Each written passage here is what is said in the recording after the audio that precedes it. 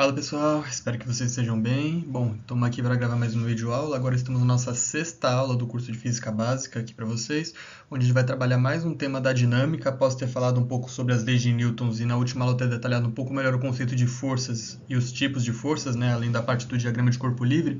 Então agora nessa videoaula a gente vai falar um pouquinho sobre quantidade de movimento e impulso, beleza? Bom, então aqui só trazendo para vocês mais uma vez o nosso slide de sumário, né, onde é que eu vou relatar tudo que vai ter nessa videoaula. Bom, e também só relembrando sempre a vocês o que a gente está estudando, né, que isso é uma coisa bastante importante da gente estar sabendo, né, não adianta só a gente saber o que são os conceitos menores se a gente não sabe o macro, né, se a gente não sabe o que é o conjunto de tudo isso que a gente está estudando.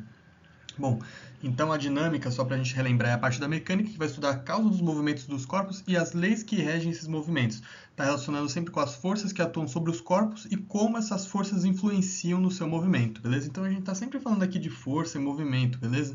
Então dito isso, a gente vai falar nessa videoaula sobre quantidade de movimento e impulso. Eu vou explicar detalhadamente o que é cada um e as fórmulas deles, e eu vou explicar também o conceito de colisão e conservação, beleza?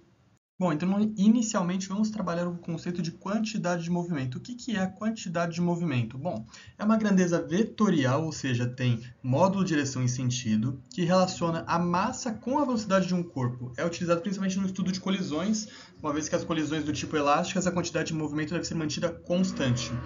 Beleza, eu trouxe um monte de informação aqui para vocês, mas essas informações mais detalhadas do final vão ser explicadas mais à frente, tá bom? No final dessa videoaula eu vou explicar tipos de colisão, como por exemplo as elásticas, e a parte da quantidade de movimento deve ser mantida constante nesse exemplo que eu dei, tá? Isso tudo vai ser explicado mais à frente. Vamos focar primeiramente no que é a quantidade de movimento. Basicamente é o seguinte, todo corpo que possui uma massa e está em movimento, ou seja, possui uma velocidade, ele possui uma quantidade de movimento relacionada àquele corpo, tá bom? Isso que é a quantidade de movimento, tá certo? Se ela é uma grandeza, né, que mantém a relação entre massa e velocidade, é dessa forma que a gente calcula, tá bom? Sendo então a quantidade de movimento representada pela letra Q, sendo o produto entre a massa e a velocidade de um corpo, beleza? E a unidade de quantidade de movimento acaba sendo o quilograma da massa que multiplicado por metro por segundo da velocidade, beleza? Então a gente tem essa unidade aí, quilograma metro por segundo, tá bom?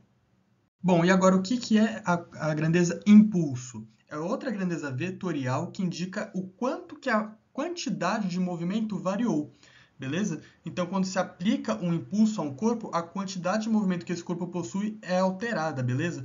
A gente tem aquela ideia de, por exemplo, vai pegar impulso, a pessoa sai correndo para conseguir pular uma distância maior, por exemplo, certo? Isso acaba tendo uma alteração da quantidade de movimento daquela pessoa. Por que ela pega impulso? Porque ela se afasta, ela tinha uma quantidade de movimento, ela começa a correr mais rápido, aumentando a sua quantidade de movimento, dessa forma tendo um impulso maior, beleza? Esse que é o conceito de impulso. Então, impulso a gente pode acabar sempre dizendo que ele é a variação da quantidade de movimento de um corpo, tá bom? Lembrando, então, se impulso é igual à variação da quantidade de movimento, as suas unidades são as mesmas, certo? Tanto impulso quanto quantidade de movimento, a unidade é quilograma metro por segundo, beleza? E sempre bom lembrar que variação na física é sempre o valor final menos o valor inicial, certo? Então, uma forma de reescrever essa equação seria impulso é igual a quantidade de movimento final menos a quantidade de movimento inicial, tá bom? Bom, e como a gente está falando aqui da parte da dinâmica, né? A gente, dentro da dinâmica, além da parte do movimento, a gente também tem a parte das forças. Lembram disso que eu detalhei lá no primeiro slide? Então, a gente consegue relacionar impulso com força. Porque quando a gente aplica uma força a um corpo, o impulso que é aplicado sobre esse corpo depende do tempo de contato entre os corpos, tá certo? Então é uma forma que a gente consegue relacionar o impulso com a força, certo? Então o impulso, além de ser a variação da quantidade de movimento, ele também pode ser descrito como o produto entre a força aplicada a um corpo pela variação de tempo que essa força foi aplicada, beleza? Então o impulso continua tendo a mesma unidade que ele tinha antes, certo? Quilograma metro por segundo. A força medida em newtons e a variação de tempo medida em segundos, beleza? Bom, então agora que a gente tem duas formas diferentes de escrever a parte de impulso, né, que eu disse para vocês no último slide que impulso pode ser o produto entre a força e a variação do tempo que essa força é aplicada, e impulso também pode ser a variação da quantidade de movimento, a gente pode, através de algum algebrismo matemático, juntar as duas equações e começar a relacionar força com quantidade de movimento, ao invés de relacionar força com impulso, beleza? Basta trocar Ali eu tenho na minha esquerda aqui duas equações, a do impulso igual a força vezes variação de tempo, e embaixo o impulso é igual a variação da quantidade de movimento. Trocando o impulso por variação da quantidade de movimento e passando a variação do tempo dividindo, eu consigo isolar a força e calcular a força em termos de quantidade de movimento, beleza? Então a gente pode calcular a força também, que é aplicada sobre os corpos, como sendo a variação da quantidade de movimento dividido pela variação do tempo, tá bom? E aí, uma coisa, nunca me vão cortar quando vocês verem uma equação, por exemplo, assim que tem delta em cima e embaixo, né? Tem aqui variação em cima e variação embaixo, pelo amor de Deus, nunca me saiam fazendo a manobra matemática de cortar esses negócios, tá? Pelo amor de Deus, isso vai dar totalmente errado. Porque lembra, é uma variação, não é um valor específico. Esse delta não tem valor. Esse delta só está indicando pra gente que é valor final menos valor inicial, tá bom? Não sai cortando isso, que senão vai dar errado no final. Bom, então aqui um slide um pouco mais teórico, né, mais texto do que equações, né, mas vamos tentar aqui explicar para vocês o que é as colisões e as conservação da quantidade de movimento, tá bom? Bom, então vamos primeiro pensar no termo colisão. O que é uma colisão? Todo mundo quando pensa na palavra colisão, normalmente pensa em, por exemplo, dois carros batendo, certo? Colisão sempre ocorre quando dois corpos tendem de encontro um ao outro, entendeu? Então pode ser, por exemplo, um acidente de carro, pode ser uma bola de sinuca batendo em outra ou até mesmo duas pessoas se esbarrando. São vários exemplos assim de colisões que podem ter, tá? Não só esses, mas normalmente são esses que costumam aparecer mais em exercícios, tá? Bom, então vamos pegar aqui também como referência uma partida de sinuca, tá bom? Já que foi o segundo exemplo que eu dei para vocês. Quando a bolinha branca ela encosta em outra, há algumas possibilidades que pode acontecer, certo? Uma bola pode parar e a outra continuar em movimento, as duas bolinhas irem em direções distintas ou até mesmo elas irem na mesma direção, tá bom? Então saibam que o resultado de uma colisão pode ser diverso. Ele pode ter, por exemplo, acontecer esse primeiro caso, onde um objeto para e o outro continua em movimento, os dois, cada um vai para um lado, ou até mesmo os dois vão para o mesmo sentido, tá bom? Então, é uma coisa para mesmo sentido, não, perdão, na mesma direção. Então, é uma coisa que a gente tem que ficar esperto, tá? Não é porque necessariamente um carro bateu um no outro que eles vão parar, certo? Eles podem acontecer várias coisas a partir dessa colisão, certo?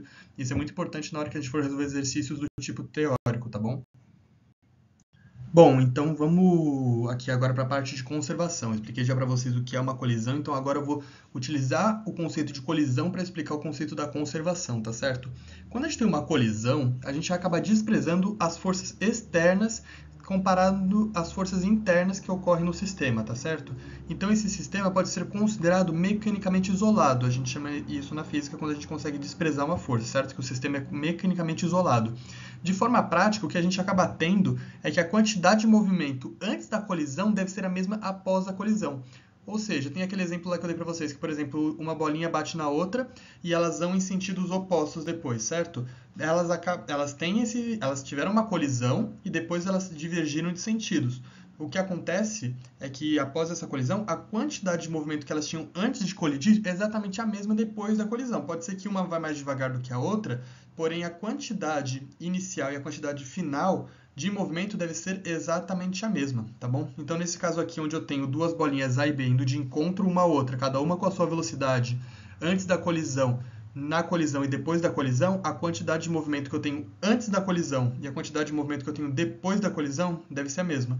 Então, se aqui no início eu tinha uma quantidade de movimento total de 20 kg/metro por segundo, depois da colisão eu também vou ter uma quantidade de movimento de 20 kg/metro por segundo, tá certo? Esse conceito é muito importante quando a gente for resolver os exercícios mais práticos, tá? Da gente lembrar que a quantidade de movimento deve ser mantida constante, tá bom? Bom, então agora eu só estou trazendo aqui um exemplo de como a gente resolve a álgebra dessa parte, tá bom? Como é que a gente consegue matematizar a parte da quantidade de movimento que eu tenho antes deve ser sempre igual à quantidade de movimento que eu tenho depois. Bom, eu peguei aqui um exemplo de colisão, certo? Onde eu tenho uma bolinha A e uma bolinha B, cada uma com a sua velocidade, que eu chamei de VA e VB. Elas vêm de encontro uma à outra, tem um momento de colisão e após a colisão elas vão cada uma para um sentido diferente. Desculpa a gagueira aqui no final, tá bom? Então, como é que eu matematizo isso? A quantidade de movimento que eu tenho antes é o quê? Eu tenho um corpo de massa A com uma velocidade A. Lembrando que quantidade de movimento é massa vezes velocidade, certo? Então, o que eu tenho antes?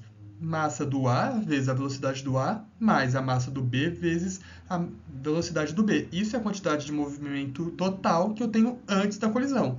E o que eu tenho depois da colisão? As massas deles são mantidas constantes, ou seja, eu ainda tenho uma massa A e ainda tenho uma massa B, Porém, após as colisões, normalmente as velocidades mudam, beleza? Então agora o que eu vou chamar as velocidades? Eu vou chamar de VA' e VB'. Essa linha só está indicando para mim o seguinte, que essa velocidade ainda é do corpo A, porém ela é diferente da velocidade que eu tinha antes de colidir, tá bom? Então VA sem a linha é a velocidade que eu tinha antes de colidir e VA' é a quantidade é a velocidade que eu tenho no corpo A após a colisão, tá bom? É simplesmente assim que a gente vai fazer as escritas das equações relacionadas à conservação da quantidade de movimento, tá bom? Bom, vamos lá. Agora eu vou explicar para vocês a parte de tipos de colisão. Se vocês forem pesquisar na internet sobre essa parte, ou em alguns livros físicos, alguns não chamam de tipos de colisão, eles chamam de choques, tipos de choques, choques mecânicos, choques inelásticos, tem várias nomenclaturas diferentes, tá certo? Então aqui, como a maioria dos livros que eu encontrei por aí online estão como choques, eu coloquei esse parênteses aqui da palavra choques, tá bom? Mas entendam que isso está dentro da parte de tipos de colisão, tá certo? Então é normal vocês acabarem encontrando, por exemplo, colisão do tipo inelástica, tá certo o termo, tá? É a mesma coisa que, por exemplo, um choque inelástico, só muda a nomenclatura, beleza? Bom, então quando a gente tem um choque entre dois corpos, a gente pode ocorrer perdas de energia em virtude de aquecimento, deformação ou até do som provocado pelo impacto, certo? Porém, a gente nunca vai ter ganho de energia. Isso é uma coisa importante da gente saber, certo? Que quando a gente tem um choque, a gente pode ocorrer perda de energia, mas nunca um ganho de energia. Não é porque um carro bateu no outro que a energia desse sistema aumentou. Ela só tende ou a se manter constante ou então a diminuir, beleza? E aqui a gente existe, dentro da parte da física que a gente vai estudar, 3 tipos de choque, sendo o primeiro deles o choque inelástico. O que seria o choque inelástico? Falei choque quase. Bom, após a colisão dos corpos, eles seguem juntos com a mesma velocidade. Então vamos lá. O que eu tenho aqui? Eu tenho um corpo B que está parado e eu tenho um corpo A que está em movimento. Se o corpo A está em movimento, a velocidade do corpo A é diferente de zero. E se o corpo B está em repouso, ou seja, está parado, a velocidade de B é zero. Beleza. Isso antes da colisão. No momento da colisão, vamos pensar assim, colidiu, eu pausei no tempo. Nesse momento, o corpo B ainda está parado, certo? E o corpo A está em movimento com uma velocidade diferente de zero, certo? Nesse instante. No segundo, após a colisão, o que vai acontecer? O corpo B, que estava em repouso, vai começar a andar junto ao corpo A com uma velocidade que eu vou chamar aqui de velocidade B, porém essa velocidade B, ela tem o mesmo valor que a velocidade A e ela é diferente de zero, certo? Porque os dois corpos estão em movimento, então não tem como a velocidade ser zero e o corpo está em movimento. Beleza? Então essa é a ideia de um choque inelástico, onde eu tenho dois corpos que após a colisão eles vão se mover juntos, certo? Com a mesma velocidade. Bom, e agora vou mostrar para vocês o exemplo que eu tinha dado lá em cima, quando eu fui explicar só para vocês o que era uma colisão, por exemplo, tá? Que é o choque parcialmente elástico. O que acontece no choque parcialmente elástico? Após a colisão, os corpos seguem separados, com velocidades diferentes, e há uma perda da energia cinética. Eu ainda não gravei para vocês a videoaula sobre energia, tá bom? Vai ser a próxima videoaula, se não me engano, ou daqui 2 aulas, enfim. Mas só para a gente ter uma noção do que seria energia cinética. Energia cinética é toda energia que está atrelada a um movimento de um corpo, certo? Então, todo corpo que possui massa e está em movimento, além de possuir quantidade de movimento, ele também possui energia cinética. A gente vai ver, inclusive, que tem uma maneira da gente escrever a energia cinética em função da quantidade de movimento de um corpo, tá bom? Mas a priori vamos só entender que a energia cinética é uma energia atrelada ao movimento de um corpo e que na colisão ou no choque parcialmente elástico há uma perda da energia cinética, beleza? Então o que eu tenho antes da colisão? Eu tenho dois corpos, nesse caso aqui que eu estou trazendo de exemplo para vocês. Poderia ter os dois corpos parados, tá? Dois corpos parados não, desculpa. Podia ter um corpo em movimento e o outro parado, tá? Nesse exemplo que eu estou trazendo para vocês, eu estou trazendo dois corpos em movimento indo de encontro um ao outro. Então, no que eu tenho antes da colisão? Um corpo A e um corpo B indo de encontro um ao outro, cada um com uma velocidade diferente entre si e essa velocidade diferente de zero, certo? Porque o corpo está em movimento. Na colisão, lembrando, que nem eu fiz no último slide, pausa no momento da colisão. Ali os dois ainda têm velocidades diferentes de zero, certo? E eles ainda estão indo de encontro um ao outro. Porém, depois da colisão, a partir do momento seguinte à colisão, os dois corpos tendem a ir em direções opostas ou seguirem separados, cada um por uma direção, com velocidades diferentes e nessa colisão eu tive uma perda da energia cinética do conjunto, certo? Do sistema aqui que eu estou trabalhando, tá certo? Basicamente essa é a ideia do choque parcialmente elástico. Bom, então vamos aqui para o último tipo de choque. Bom, antes a gente tinha o choque parcialmente elástico, agora a gente tem o choque perfeitamente elástico. Bom, então o que vai acontecer? Se no parcialmente elástico eu tinha dois corpos que após a colisão cada um ia num sentido, perdendo energia cinética, no choque perfeitamente elástico, o que eu vou ter vai ser a mesma coisa. Dois corpos com velocidades diferentes que após a colisão irão seguir em direções opostas ou direções diferentes, porém, por ele ser perfeitamente elástico, a energia cinética que eu tinha no início da colisão vai ser exatamente a mesma que eu tenho depois da colisão. Ou seja, não haverá perda de energia cinética neste tipo de choque. E lembrando, o que é energia cinética? É a energia relacionada a um movimento de um corpo, que também pode ser escrita em termos de quantidade de movimento, tá certo? Mas isso a gente vai ver lá pra frente na aula de energia, tá bom? Bom, gente, essa videoaula termina por aqui. Espero que tenha ajudado aí nos estudos de vocês e aguardem até o lançamento da próxima videoaula.